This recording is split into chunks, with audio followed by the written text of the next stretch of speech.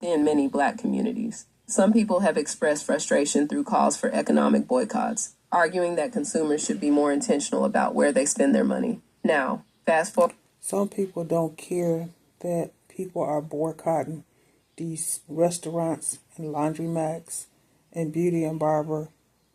They don't care, Israel. They're still going to buy from them. So they don't care if their conditions in the restaurant is bad, as long as the food don't make them sick.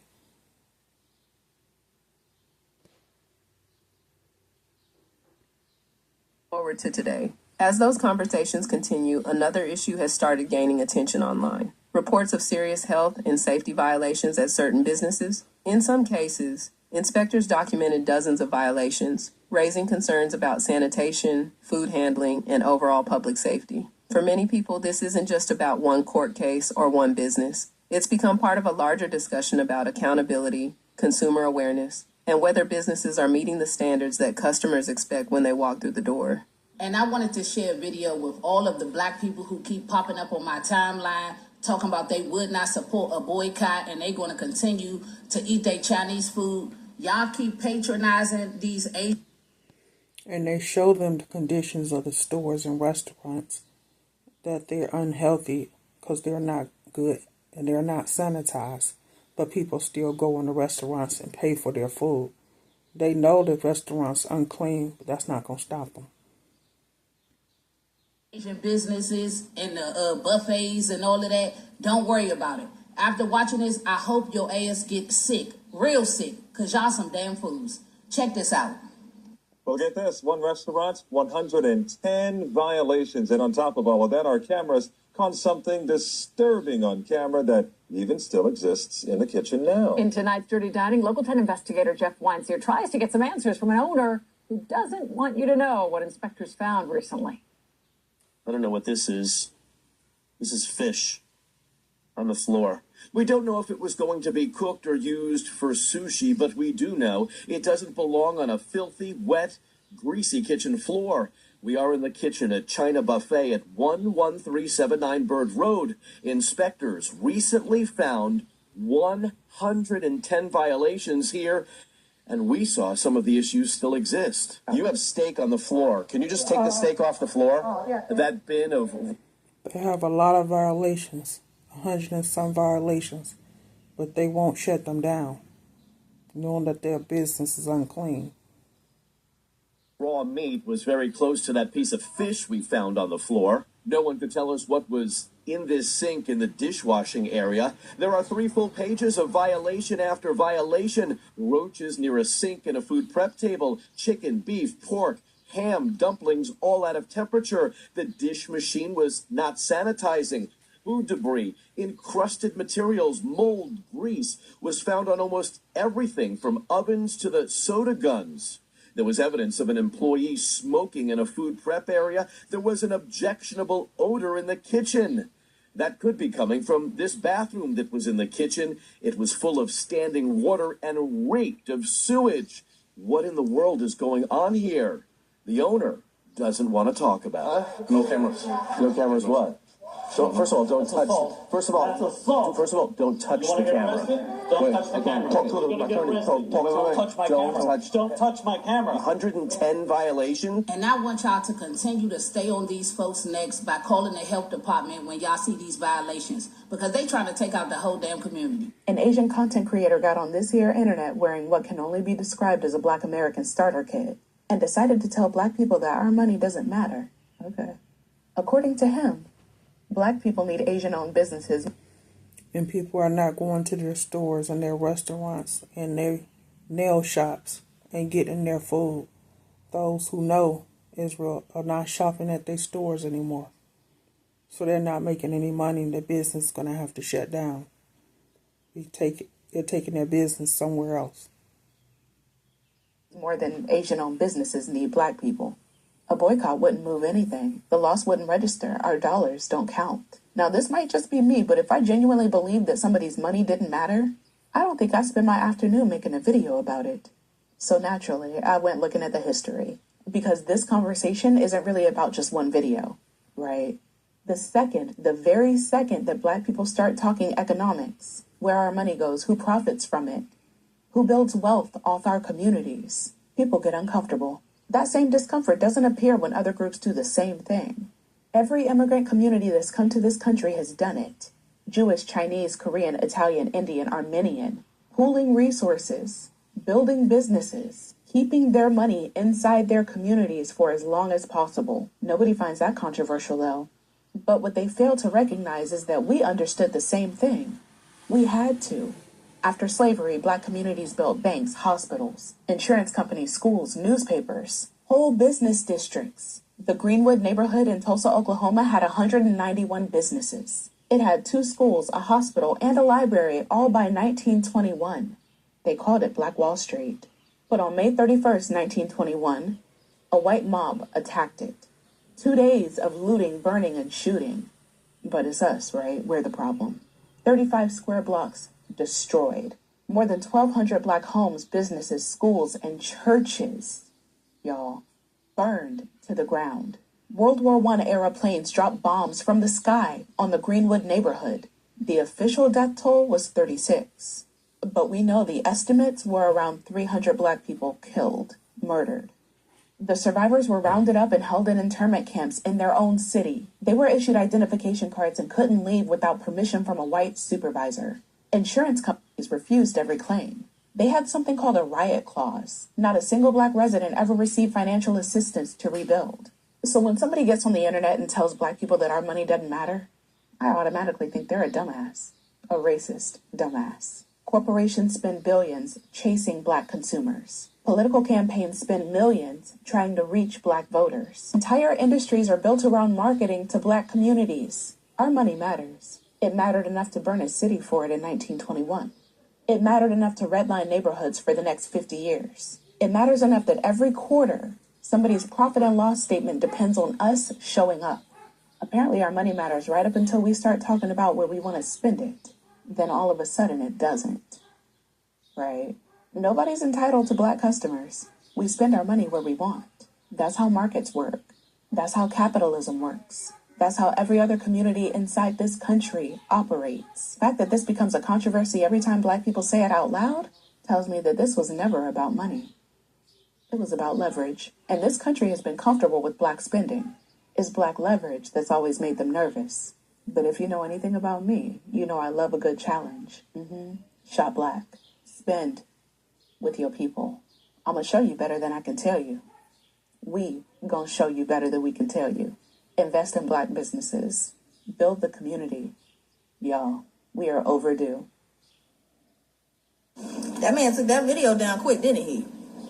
The one that was doing all the hooping and hollering. Oh yeah, go ahead, boycott our businesses. We don't need you. He took that video down quickly, and I do not think it was because he felt remorse about it. Maybe he had a change of heart. I really think his people in his community came and said, you know what, And only because he got a lot of bad comments in his comment section. That's why he took it down. A lot of hate.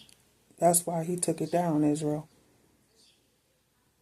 Challenging them to something that we cannot afford.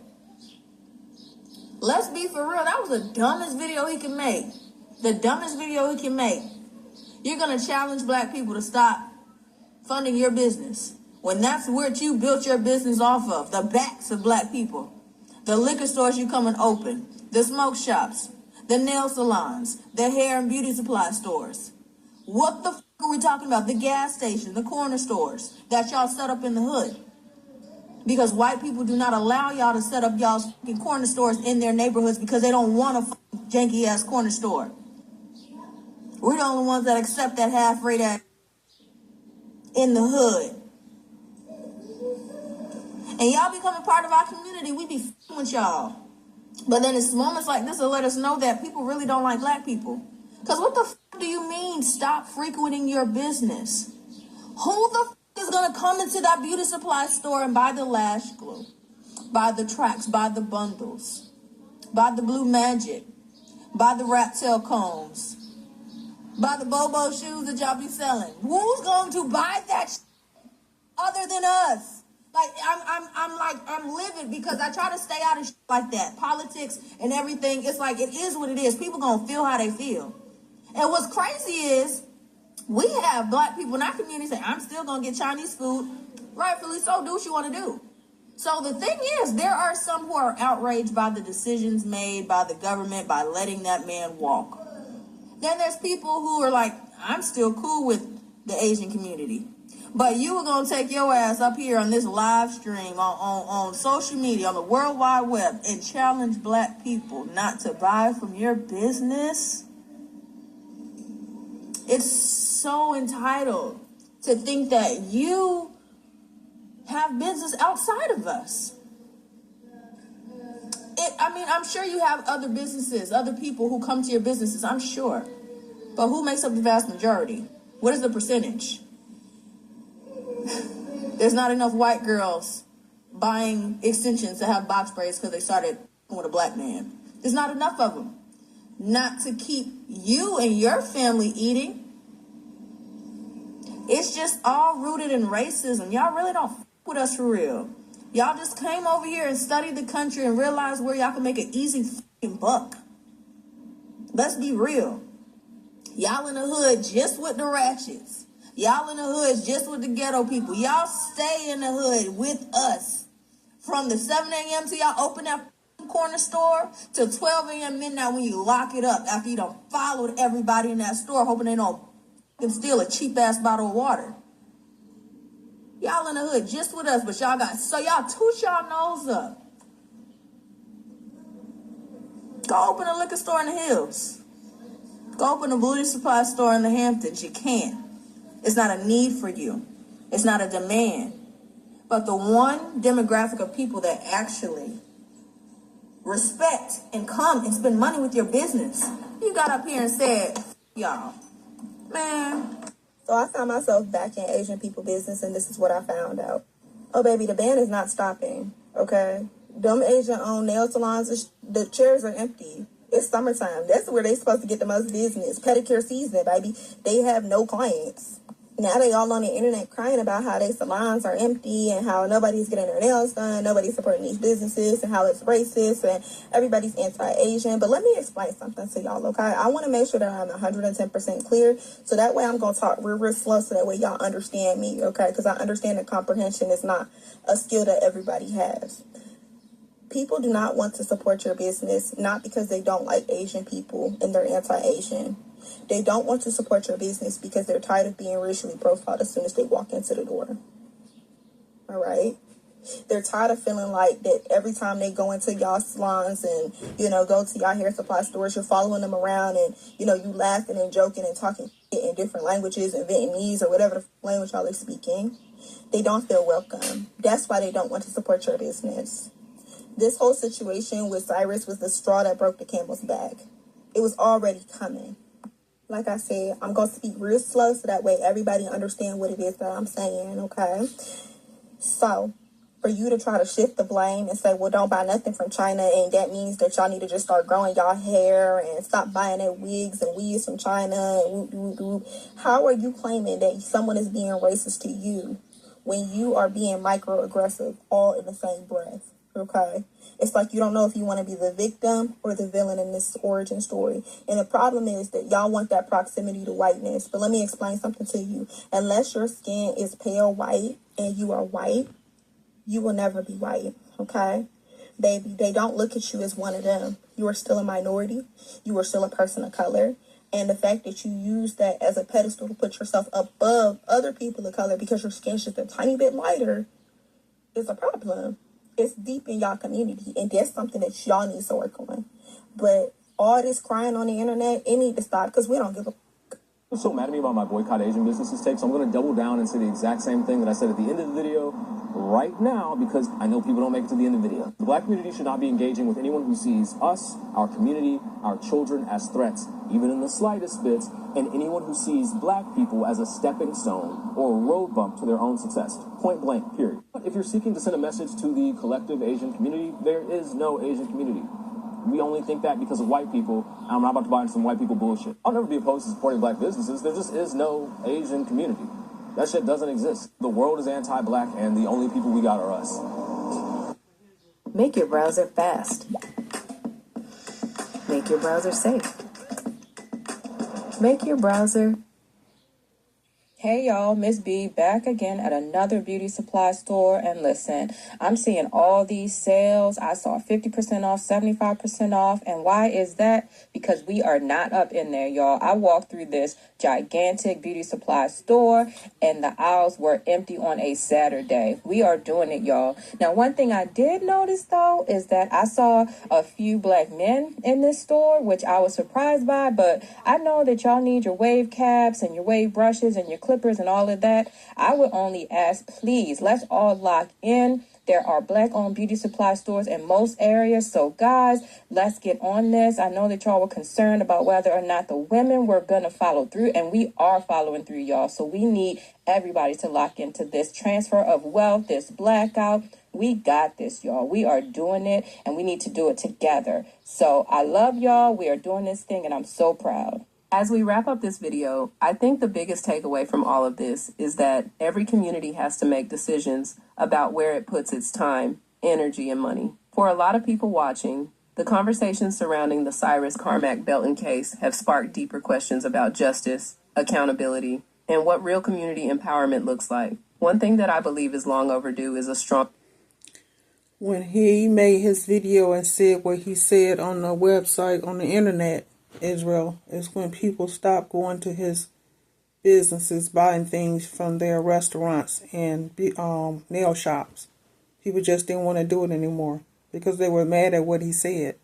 So they stopped shopping there. Stronger commitment to supporting black-owned businesses. For generations, we've talked about the importance of economic power. We've talked about ownership. We've talked about building something for ourselves and for future generations. But at some point, those conversations have to turn into action. Every dollar we spend is a vote for the kind of future we want to create. When black entrepreneurs open restaurants, clothing brands, bookstores, beauty supply stores, tech companies, media platforms, or other businesses, they're taking a risk and investing in their communities. Many of them are creating jobs, mentoring young people, and helping circulate money back into neighborhoods that have often been overlooked. That doesn't mean supporting black businesses out of obligation alone. It means recognizing the value that already exists within our community and making a conscious effort to help it grow. If you know a black-owned business in your city, show them some support. If there's a black creator online making quality content, support them. If there's a black-owned brand with products you already use, give them a look. Small actions taken by thousands of people can create a major impact over time. At the end of the day, leadership starts with building. It starts with ownership. It starts with creating opportunities that don't disappear when the headlines change and the news cycle moves on. Real progress happens when communities invest in themselves and create lasting foundations for future generations. I'd love to hear your thoughts in the comments. Do you think economic empowerment is one of the most important issues facing the black community today? And what are some black-owned businesses that deserve more recognition and support? If you enjoyed this video, make sure to like, subscribe, and share it with someone who might find this conversation valuable. Thank you for watching, and I'll